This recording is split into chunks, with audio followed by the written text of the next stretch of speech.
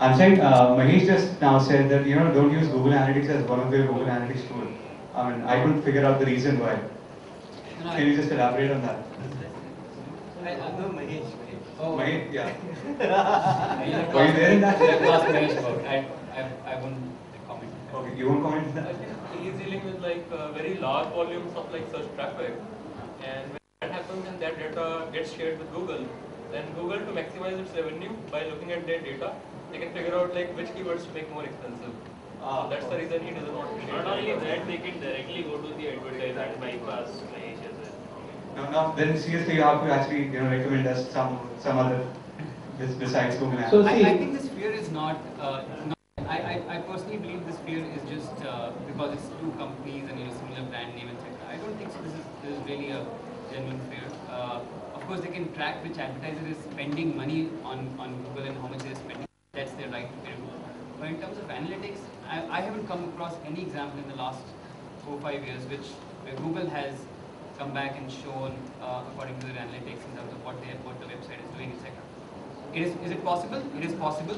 Is it ethical? It is not. If they are using it, it's non-ethical. And I think we should trust Google enough of being enough ethical to kind of not use this data. But there's all the right one has to kind of fear that this data is going out. Right. I guess that's the way we think that when Google is not. well, honestly speaking, let me give you an example, right? They're reading your emails, giving you ads based on the emails, right? If you take analytics, right? So let's say you are an insurance company, and there are 10 insurance companies available. Out of which 5 are using Google Analytics. Do they need the rest of the 5 to actually increase your bid prices? Yeah. Even 1, 2 of them sign up is enough for them, right? They won't double click. So double click gives them a lot more data, right? So the double click is the ad networks that with search together. Search results, you know which is going up, which is going down. So the fact of the matter is, the entire revenue model is dependent on the trust that they have with the user, right? As soon as they start misusing the trust, according to me, the $150 billion market cap could actually come down significantly. So there's no commercial incentive for them to do anything other than this point of time, right? Otherwise, they have enough data to do a lot of things. So if you take the sales guys of Google, the technical guys of Google, the analytics guys of Google, and all these others, they're quite silos, work very differently with each other, and they don't share data with each other. Because what happens is, if I'm working in Google and if this was a common practice, one fine day I may be leaving Google, right? When I leave Google, I'm going to say this thing that this is what Google does. How credible would the company remain thereafter? So, my belief is that, there are a lot of things a lot of big companies can do to make the extra buck. Right? Actually, honestly speaking, I think we are too small at the time to consider that. Yes, you want to pay $1 a month, omnichannel, you're most welcome, but most of us can't afford that right now. So it's a good product, and I think that fear is unfounded at our levels. We become $100, $200 worth, and we'll start worrying about all these things. Thanks, I got that. I wanted to ask.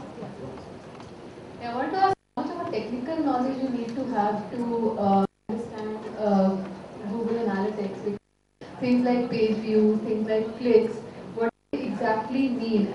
In technical terms, like did a person just time spent on a particular page? Was it like a person opened the page, left, came back until that time the page was open? He probably would have read anything, but then still we counted as spent like half an hour or 1 hour on the website. So things like those. I mean, how much technical knowledge you need to have to understand how exactly is a CTR or a page view or anything measured on Google Analytics? So honestly speaking, depending on what you call technical knowledge, right? Implementation of Google Analytics requires a little bit of tech knowledge, but that, let's say, is not again very technical. All the terms we mentioned, if you spend 1 hour with anybody, right, whether it's an agency, whether it's somebody who personally knows Google Analytics, will define all these terms for you very simply. So the thing is that what is the page view, what is CTR, what is the bounce rate, what is the funnel? These are very basic things with in 1 hour's time everything there is to know.